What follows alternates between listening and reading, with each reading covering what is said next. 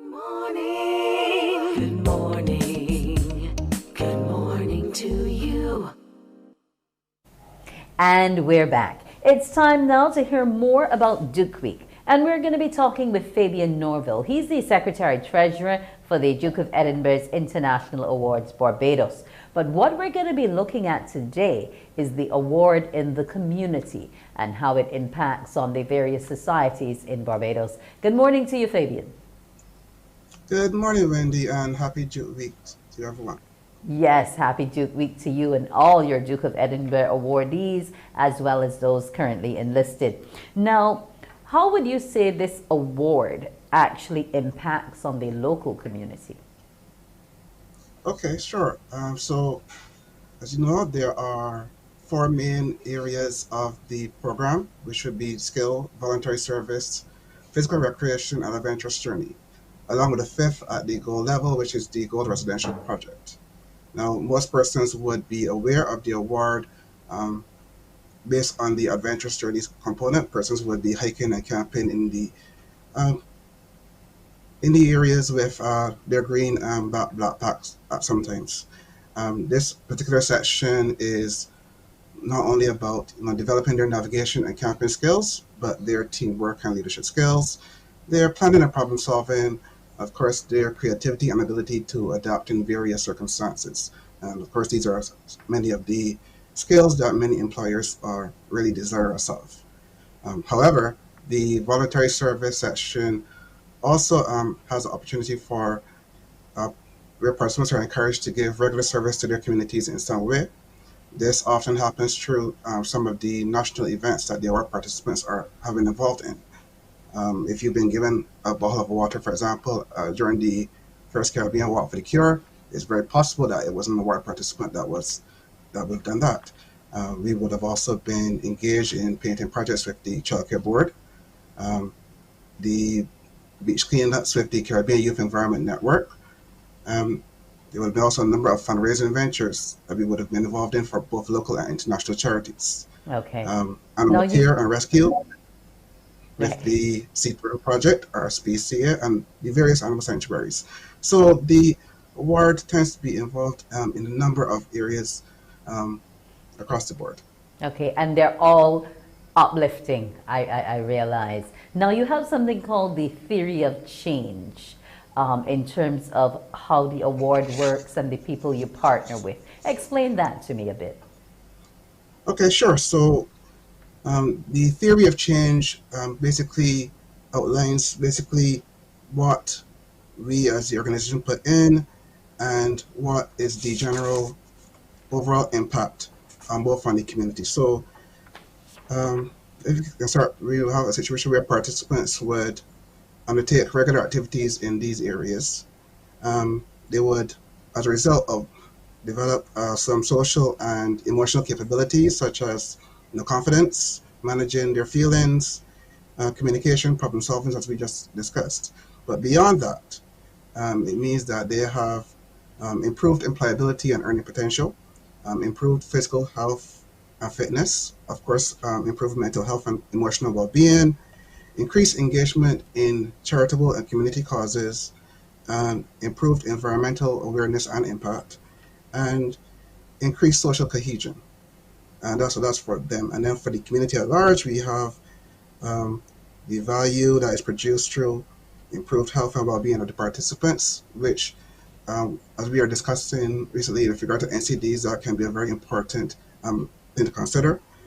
And the value experienced by the award leaders, because they would have to go through additional training to be able to facilitate the work that they've been doing. Okay, Um, so it's quite a bit to unpack. mhm. Now, what are we doing currently? It's Duke Week, and we know we have some activities in the actual awards. But outside of the week, what major projects are ongoing at this time? Well, um, the award is designed to be open to all youth, regardless of circumstances. So, over the past few years, much of our recent work has sought to increase access to the award for at-risk youth and disabled persons. So, we would have been piloting two projects to that effect. In the first, we would have partnered with the Barbados Probation Department, and we would have had a number of their clients, as well as clients from the Juvenile Liaison Scheme, um, take part in a more structured version of the award program. This has seen them be involved in entrepreneurship training and taking part in the recent Barbados Youth Business Trust Enterprise Challenge. And the team actually came second overall, so congratulations to them. In the second project, we are partnered with the Deaf Heart Project. And what they'll be looking to do is identify persons from the deaf community interested in pursuing the award. And in preparation for that, we've also been having engagements with the Barbados Council for the Disabled to have a number of our award leaders, volunteers, and participants do some disability sensitivity training and sign language training. That way, it will be an easy transition for those persons who wants to come in to get, directly involved with the award. I'm very happy to hear that, because a lot of young people assume that if they don't have a disability, they don't necessarily have to communicate with someone who does. And I'm happy to hear that Duke leaders and some of your potential awardees are actually looking to embrace and be part of the community fully. Now, when we talk about numbers, how many are we actually reaching in terms of that training and sensitivity? So far, it's been a pilot. We've had 20 volunteers conduct the sensitivity training. We're looking to have, at the very least, another 20 participants do the sign language training, because they will be the core persons who will be part of that pilot. And what will happen is that they would actually be working alongside the deaf persons to actually complete an award level. From there, we look to go and extend it beyond. If we have more persons come in, we will look to have increased training going forward. I'm glad you're looking to increase the training. I would actually like to suggest that you make that one of your core components so that it can be seen as an additional skill, because I know a number of your recipients take up additional skills that they have to do for one of their awards. So being able to add the sign language would be, pretty awesome to know that we can all communicate and integrate in our community. Now, there's been a lot going on in your week, Fabian. How are you and the recipients handling it? It's been a challenge, but I believe that we are always up to the challenge. One of the things that we like to talk about is resilience. So we keep going. The next components would be, I believe Jamar would have mentioned our IG Live session, which is going to be tomorrow. The idea would be that we would be interacting with a number of alumni, to help them share their experiences with regard to the award, so that they can encourage other potential persons to join the award, and to give the younger participants some ideas as to what they can do going forward.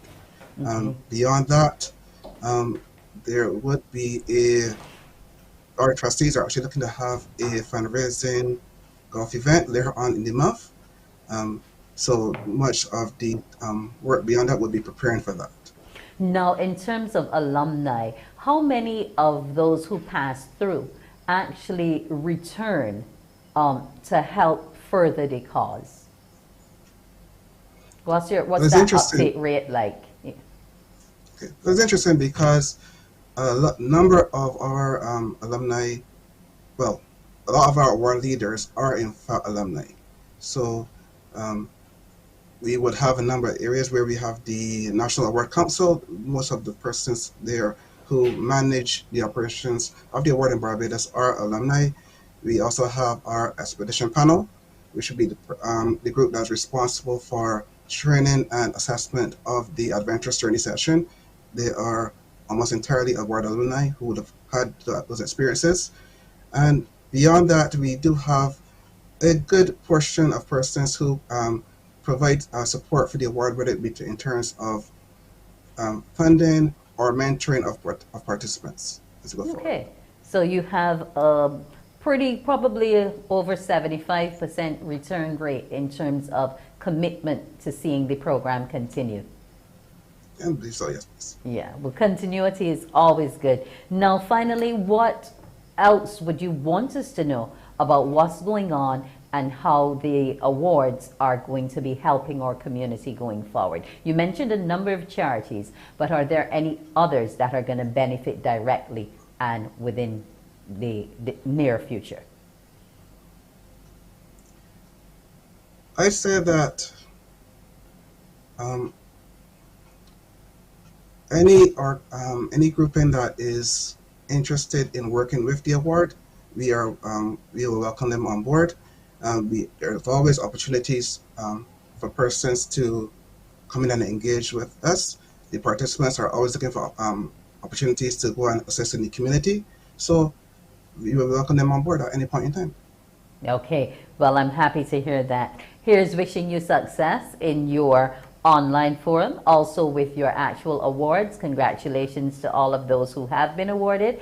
And for those who are going forward to gold, we wish them success and also silver. And with the return to back to school, here's hoping that your drive will be able to see a lot more students entering the program.